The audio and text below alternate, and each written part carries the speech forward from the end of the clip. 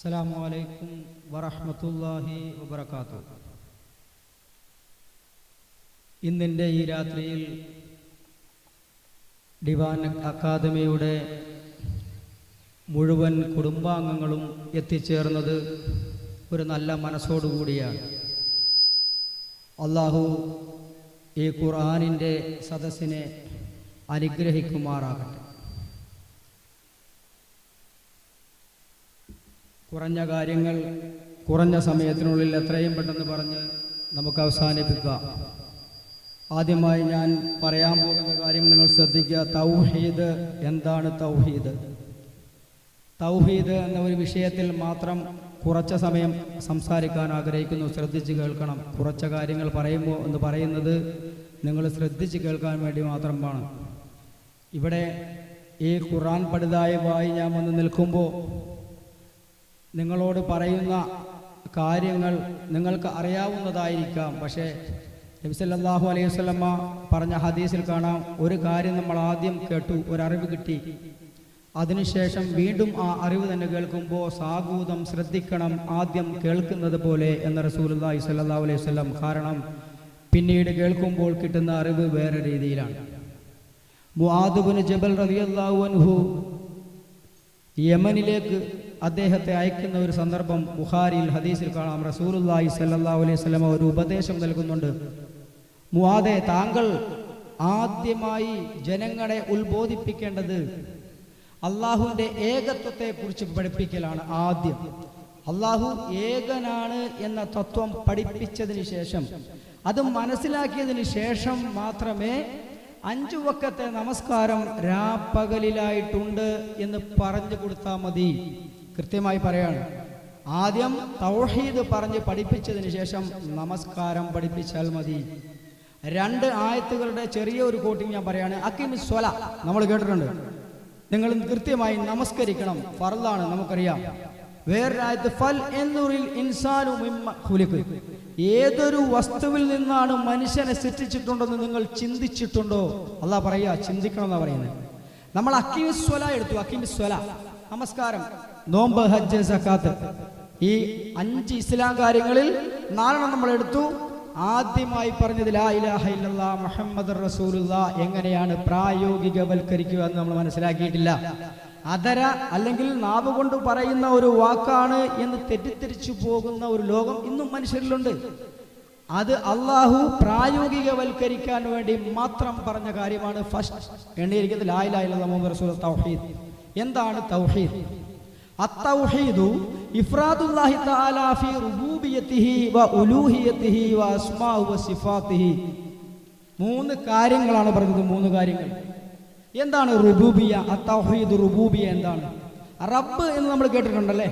ഒരു വസ്തുവിനെ ഒന്നുമില്ലായ്മയിൽ നിന്ന് ഘട്ടം ഘട്ടമായി സൃഷ്ടിച്ച് പരിപാലിച്ചു പോരുന്ന ഒരു നടപടിക്രമം നടത്തുന്നവനാണ് റബ്ബ് എന്ന് നമുക്കറിയാം. റബ്ബ് എന്നൊരു ആധികാരികമായുള്ള ഒരു പദം അല്ലെങ്കിൽ റബ്ബിനെ അംഗീകരിക്കാത്ത ഒരു മതക്കാരും നമുക്ക് കാണാൻ കഴിയില്ല. പരബ്രഹ്മമെന്നും യഹോവയെന്നും റബ്ബെന്ന് മുസ്ലിങ്ങൾ പറയുന്നതൊക്കെ റബ്ബിനെ അംഗീകരിക്കലാണ്. ഈ റബ്ബ് എന്താണ്? റബ്ബ് എന്ന് മനസ്സിലാക്കാൻ നമുക്ക് നിരീക്ഷണ പരീക്ഷണം എന്ന അവസ്ഥയിൽ എംപിരിസത്തിൽ നിന്ന് റാഷണലിസത്തിലേക്ക് പോകുന്ന അവസ്ഥയിൽ നമുക്ക് ചിന്തിച്ചാൽ, ശാസ്ത്രപരമായിട്ട് ചിന്തിച്ചാൽ, മലയാളത്തിൽ പറഞ്ഞാൽ ശാസ്ത്രപരമായിട്ട് ചിന്തിച്ചാൽ, നമ്മൾ കുടിക്കുന്ന ഒരു വാട്ടർ വെള്ളം, ആ വെള്ളത്തിൽ അടങ്ങിയിരിക്കുന്ന പ്രോസസ്സിംഗ് മനസ്സിലാക്കുമ്പോൾ നമുക്ക് മനസ്സിലാക്കാൻ കഴിയും. 2 അപ്പ് കോർക്കുകളും 1 ഡൗൺ കോർക്കുകളും ചേർന്ന് പ്രോട്ടോണും, 2 ഡൗൺ കോർക്കുകളും 1 അപ്പ് കോർക്കും ചേർന്ന് ന്യൂട്രോണും, ഇത് രണ്ടും സങ്കലിച്ച് ന്യൂക്ലിയസ് ആവുന്നു. ഒരു പ്രസ്സിംഗ്, ഒരു ഫോഴ്സ് കൊടുക്കുന്നു.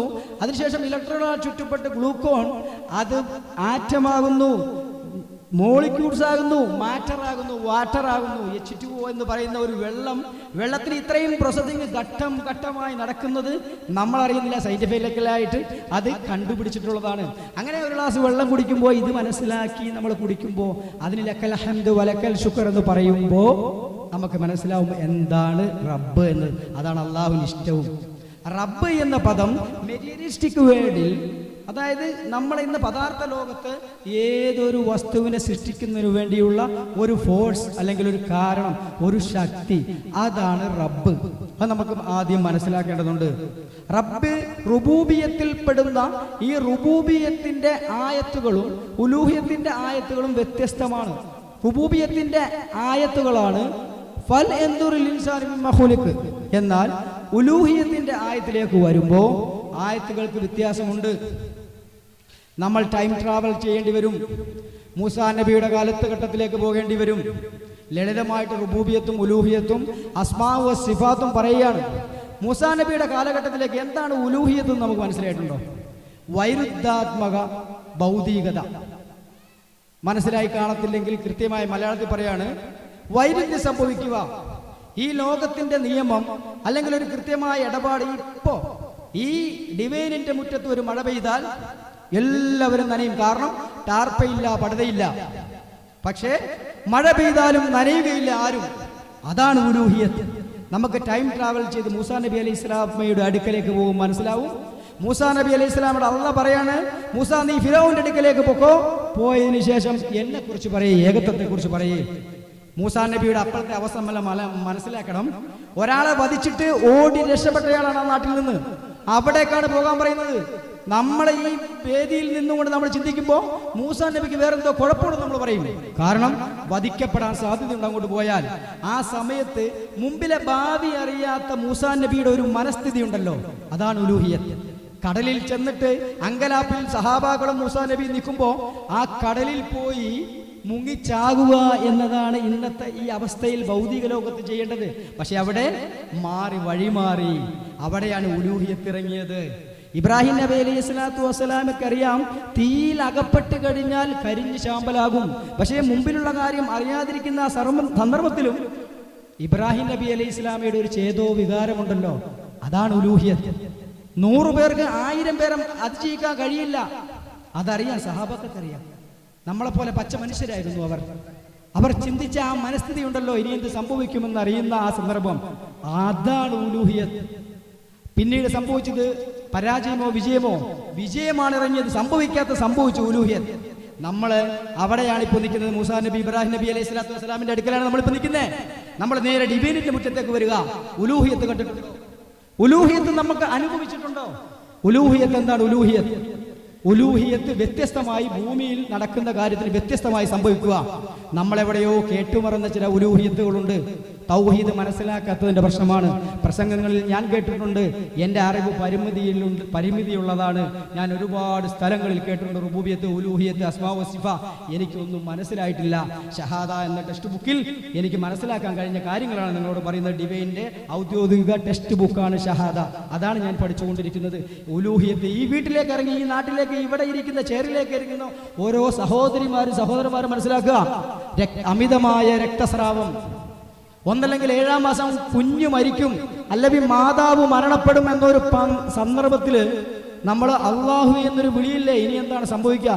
ഏറ്റവും വലിയ ഗൈനോക്കോളജിസ്റ്റാണ് പറഞ്ഞിരിക്കുന്നത്, ഒന്നല്ലെങ്കിൽ മാതാവ് മരണപ്പെടും, അല്ലെങ്കിൽ കുഞ്ഞു മരണപ്പെടും എന്ന് പറയുന്ന ആ സന്ദർഭത്തിൽ നമ്മൾ അള്ളാഹുവിനെ ഇഫ്രാദുള്ള തനിപ്പിക്കുന്ന ഒരു സന്ദർഭമുണ്ടല്ലോ, അതാണ് ഉലൂഹിയത്ത്. 9-ാം മാസം കൃത്യമായി പറഞ്ഞ ഡോക്ടറടക്കം അതിശയിച്ചുകൊണ്ട് ഒരു പെൺകുഞ്ഞ് അല്ലെങ്കിൽ ഒരു ആൺകുഞ്ഞ് ജനിച്ചു കഴിയുമ്പോൾ മിറാക്കിൾ അവിടെ സംഭവിച്ചു. അതിനെയാണ് ഉലൂഹിയത്ത് എന്ന് പറയുക, അല്ലേ? 8 വർഷമായിട്ട് കുഞ്ഞില്ല, 8 വർഷമായി നമുക്ക് കുട്ടികളില്ല. ഡോക്ടർമാർ പറഞ്ഞു സാധ്യതയില്ല. 8 വർഷം കഴിഞ്ഞ് 9-ാം വർഷം കുഞ്ഞു ജനിക്കുന്നു. അള്ളാഹു ഭൗതികതയിൽ നിന്ന് വ്യത്യസ്തമായി കാര്യങ്ങൾ നടത്തുന്നു. അവനാണ് ഉലൂഹിയത്തിന്റെ ഉടമസ്ഥൻ. അങ്ങനെ ഉലൂഹിയത്തിനെ നമ്മൾ മനസ്സിലാക്കാൻ കഴിയണം. റുബൂബിയത്ത് സൃഷ്ടിപ്പുമായി ബന്ധപ്പെട്ടുള്ള കാര്യങ്ങളാണ്. അത് പഠിക്കൽ നമുക്ക് ബാധ്യതയാണ്. പഠിക്കൽ ബാധ്യതയാകുന്ന തൗഹീദാണ് ആദ്യം പഠിക്കേണ്ടത്. നാവ് കൊണ്ട് ഉരുവിടേണ്ടതല്ല നമ്മൾ പഠിച്ചു. ഉലൂഹിയത്ത് നമ്മുടെ വ്യക്തിജീവിതവുമായി എത്രമാത്രം ഉദാഹരണങ്ങൾ ഒരുപാട് പറയാൻ സമയമില്ല. കുറച്ച് കാര്യങ്ങളാണ് പറയുന്നത്. നമ്മുടെ വ്യക്തിജീവിതവുമായി ബന്ധപ്പെട്ട് ഉലൂഹിയത്തിനെ നമ്മൾ മനസ്സിലാക്കുക. 3-മതായി നമുക്ക് മനസ്സിലാക്കാൻ കഴിയുന്നത് അസ്മാഉ വസിഫാത്താണ്. ഈ ലോകത്തുള്ള മുഴുവൻ വസ്തുക്കളും ഇസ്മുകളാണ്. എല്ലാ വസ്തുക്കളും ഇസ്മുകളാണ്, നാമങ്ങളാണ്. ആ നാമങ്ങളെ നമ്മൾ അംഗീകരിക്കലാണ്. നമുക്ക് ഭക്ഷണം തരുന്ന റബ്ബ്, റാസിക്കാണ്. ആ റാസിക്കിനെ അംഗീകരിക്കലാണ്. അതാണ് എല്ലാ നാമഗുണ വിശേഷണങ്ങളും അല്ലാഹുവിൽ സംക്ഷിപ്തമാണ് എന്ന് നമ്മൾ അംഗീകരിക്കണം.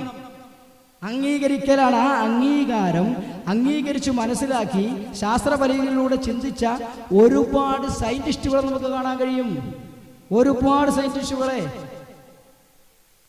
ഈ നാമഗുണ വിശേഷണങ്ങൾ റുബൂബിയത്ത് എന്ന് പറയുന്ന ഒരു സംഗതി അല്ലാഹു നടപ്പിലാക്കുന്നത് ഉലൂഹിയത്തിലൂടെയാണ്. ഉലൂഹിയത്ത് നടപ്പിലാക്കുന്നത് അസ്മാ വ സിഫാത്തിലൂടെയാണ്.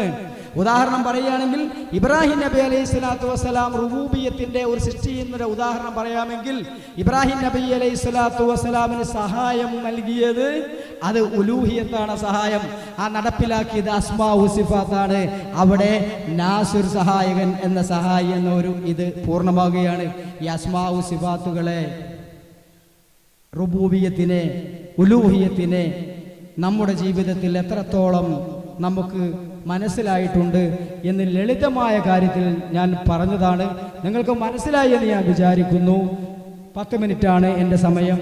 അള്ളാഹു ഈ കൂടിയിരിക്കുന്ന എല്ലാ സ്ത്രീ പുരുഷന്മാർക്കും എൻ്റെ സഹോദരി സഹോദരന്മാർക്കും നിരവധി അനുഗ്രഹങ്ങൾ. അതാണ് ഇന്ന് റോഡിലൂടെ അലഞ്ഞു നടക്കുന്ന, വളരെ സ്പീഡിൽ സഞ്ചരിച്ചു കൊണ്ടിരിക്കുന്ന, വളരെ ആവശ്യത്തിൽ നടന്നുകൊണ്ടിരിക്കുന്ന ഒരുപാട് ജനപദങ്ങൾ റോഡിലൂടെ അതിലേക്ക് പോകുന്നുണ്ട്. പക്ഷേ അവർക്കൊന്നും കിട്ടാത്ത ഒരു അവസരത്തിന് അല്ലാഹുവേ ഇവിടെ വന്ന എല്ലാവർക്കും പ്രത്യേക അവസരമാണെന്ന് ഇവിടെ വന്നു നിൽക്കുക. എല്ലാവർക്കും എൻ്റെ എല്ലാവിധ അനുഗ്രഹങ്ങളും നേർന്നുകൊണ്ട് ഞാൻ നിർത്തുന്നു. വാഹിർ ദഅവാഹും അനിൽ ഹംദുലില്ലാഹി റബ്ബിൽ ആലമീൻ. അസ്സലാമു അലൈക്കും വറഹ്മത്തുള്ളാഹി വബറകാതുഹു. Thank you for your words of wisdom.